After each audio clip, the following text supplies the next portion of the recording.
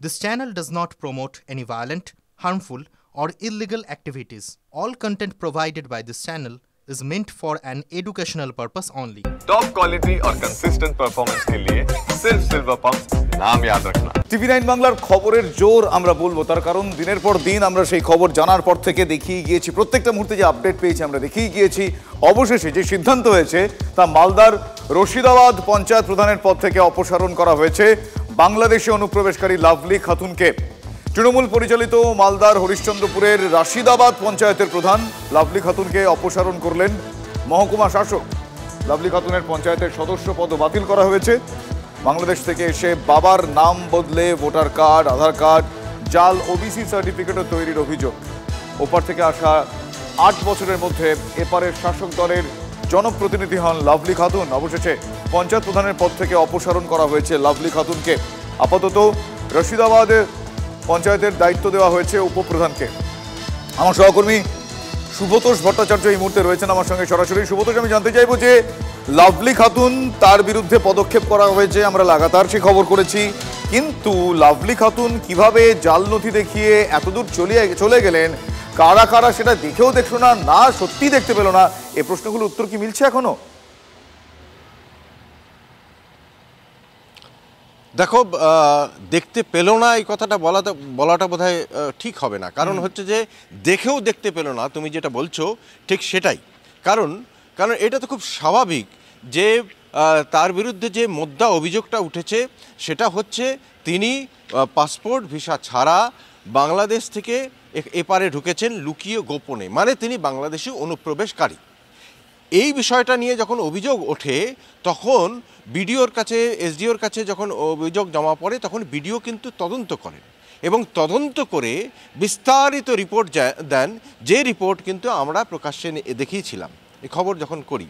সেখানে স্পষ্ট বলা হয়েছিল যে লাভলি খাতুনের বিরুদ্ধে যে মোদ্দা অভিযোগ তার, সেটা হচ্ছে যে তিনি নিজের নাম পরিবর্তন করেছেন, তার নাম, বাবার নাম বদলে ফেলেছেন। সুব্রতোষ, এক্ষেত্রে কয়েকটা বিষয় খুব স্পেসিফিক্যালি আমরা কথা বলি, জানতে চাই। সেটা হচ্ছে যে এই বারবার বিরোধীরা বলছেন যে এই লাভলি খাতুন একা নয়, এরকম অনেক লাভলিরাই রয়েছেন সেখানে, হয়তো তাদের নাম আলাদা। সেই বিষয়টা খোঁজার জন্য কি পদক্ষেপ? আর দুই হচ্ছে এটা একটা চক্র, এই জাল নথি দেখিয়ে জালিয়াতি, এই জালে কে বা কারা, সেই বিষয়ে কি কি উদ্যোগ এখনো পর্যন্ত নজরে আসছে? দেখো, ইতিমধ্যে কিন্তু মানে প্রশাসন উঠে পড়ে লেগেছে, এমনটা নয় যে নামেনি। তাকে প্রধান পদ থেকে বা সদস্য পদ থেকে বাতিল করে দেওয়া হয়েছে, মানে অপসারণ করা হয়েছে। কিন্তু এর পাশাপাশি যেটা সবচেয়ে গুরুত্বপূর্ণ বিষয়, যে তাকে মানে খুব স্বাভাবিকভাবে সে অনুপ্রবেশকারী হিসেবে তাকে গ্রেপ্তার করতে হবে, কারণ তিনি যে ডকুমেন্টগুলো বানিয়েছেন সে সবটাই তো জাল। এবং তোমাকে বলতে হচ্ছে যে যেহেতু প্রশাসনই হোক বা শাসক দল এই ব্যাপারে জেনেও জানে না। কারণ হচ্ছে যে বিডিওর একটা চিঠি, যে চিঠি আমরা প্রকাশ করেছিলাম যে তদন্তের, সেখানে লাস্ট লাইনটা ছিল তিনি তার ঊর্ধ্বতন কর্তৃপক্ষকে জানাচ্ছেন এই হচ্ছে বিস্তারিত রিপোর্ট, লাভলি খাতুন সম্পর্কে এই জানা গেছে, এরপরে স্যার আপনি জানান যে আমার পরবর্তী পদক্ষেপ কি হবে। তার শেষ লাইনটা ছিল এইটা বিডিওর, কিন্তু তাকে জানানো হয়নি। মানে তার উচ্চপদস্থ আধিকারিকরা তারপরে আর কোনো তাকে নির্দেশ দেননি এরপরে তুমি এটা করো। এরপরে আমরা কিন্তু খবরটা করি। প্রশ্নটা হচ্ছে, তার মানে তোমার কাছে স্পষ্ট হয়ে গেল যে সব কিছু জেনে বুঝে বিষয়টাকে ধামাচাপা দেওয়ার চেষ্টা, যেটা প্রথম থেকে হয়ে এসছে, লাগাতার হয়ে এসছে। এমনকি আমরা যখন খবরের বিষয়টাকে সামনে নিয়ে আসি এবং লাভলি খাতুনের বিরুদ্ধে ব্যবস্থা নেওয়ার প্রক্রিয়া শুরু করে প্রশাসন, তখনও কিন্তু সেই ব্লক সভাপতি থেকে শুরু করে বেশ কিছু তৃণমূল নেতা তাকে পাশে বসিয়ে সেখানে জনসভা করছেন, কর্মী বৈঠক করছেন।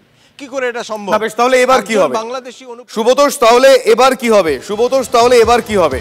আমি ধরে নিলাম এতদিন ধরে তারা বুঝতে পারেনি, এবার তো তারা ধরা পড়ে গেছেন, মানে বলার কোনো অপেক্ষা রাখে না, তারা ধরা পড়ে গেছেন, বিপাকে পড়ে গেছেন। তাদেরকে এই পদক্ষেপ করতেই হবে, কিন্তু এই পদক্ষেপ যেন আই ওয়াশের ব্র্যাকেটে সীমাবদ্ধ না থাকে, সেই নজরদারি কোথায়?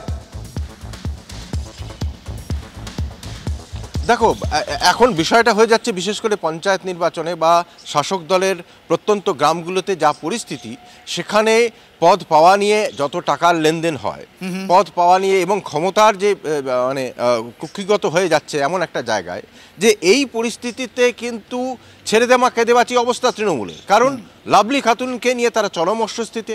লাভলি খাতুনকে বাদ দিতে পারলে তাদের সুবিধা হয় হয়তো পঞ্চায়েতে, কিন্তু বাদ দিতে গেলে কতকগুলো সমস্যা তৈরি হয়ে যাচ্ছে।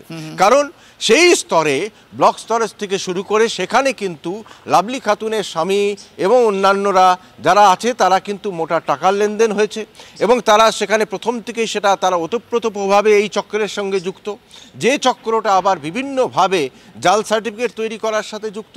ফলে এই যে চেন এমন একটা জায়গায় যেটা একটাকে ধরতে গেলে সবগুলো তখন মাথা তখন গোলমাল হয়ে যায়। একদমই এই যে চেন রিঅ্যাকশনের কথা তুমি বললে, যে চেনের কথা বললে, এখন সেই চেন কারা কারা আছে তারা আসে কিনা আমরা জানবো। তবে চেন রিঅ্যাকশন কিন্তু এখনো পর্যন্ত সেরকম দেখতে পাওয়া যায়নি, কিন্তু কিছু পলিটিক্যাল রিঅ্যাকশন আমাদের কাছে এসেছে এই সংক্রান্ত, শোনাবো আপনাদের। দায়িত্ব তো লাভলির না, চোর তো চুরি করবেই। পুলিশের ভূমিকায় যাদের ছিল, যাদের চোর ধরার কথা, তাদের ভূমিকা কোথায়?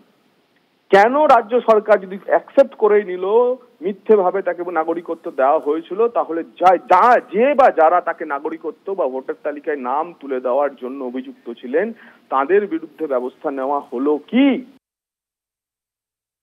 যখন জানাজানি হয়েছে তারপরে সরিয়েছে, সব জেনে শুনে বসিয়েছে, যখন জানাজানি হয়েছে সরিয়েছে।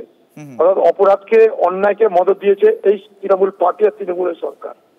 এখন দেখছি বাজারে সব জানাজানি হয়ে গেল, এখন এটা শাস্তি নয়, জাস্ট নিজেদের মুখ রক্ষা করার জন্য এটাকে ধামাচাপা দিতে, এটা আরেকটা অপকৌশল। এইভাবে বাংলায় আর কত মিথ্যা লুকিয়ে আছে সেটা আমাদের জানা নেই, হয়তো আগামী দিনে আরো অনেক বড় বড় মিথ্যা আমাদের জানতে পারবো। কিন্তু এইগুলোকে আমি মনে করি যে এটা দেশের সঙ্গে, এই দেশের যে সংবিধান, দেশের পঞ্চায়েতের যে ব্যবস্থা, আমাদের দেশের নাগরিকরা সব মিলিয়ে আজকে খুব বড় প্রশ্নের মুখোমুখি দাঁড় করে দিচ্ছে এইসব বিষয়গুলো। লাভলি খাতুন তৃণমূলের পঞ্চায়েত সদস্য হয়েছেন, তারপরে প্রধান হয়েছেন, তার মাথায় সমিতি তৃণমূলের, তার মাথায় জেলা পরিষদ তৃণমূলের, তার মাথায় পঞ্চায়েত দপ্তর সরকার তৃণমূলের। ফলে একটা একেবারে লাইন ধরে কার্যত ওপরে তৃণমূলের নেতারা তাদের সবার জ্ঞাতার্থে এবং নলেজে প্রধান হয়ে গেলেন, বাবার নাম ভাঙিয়ে, মানে বাবার নাম বদল করে দিয়ে। আর কত দুর্নীতির অংশীদার তৃণমূল হবে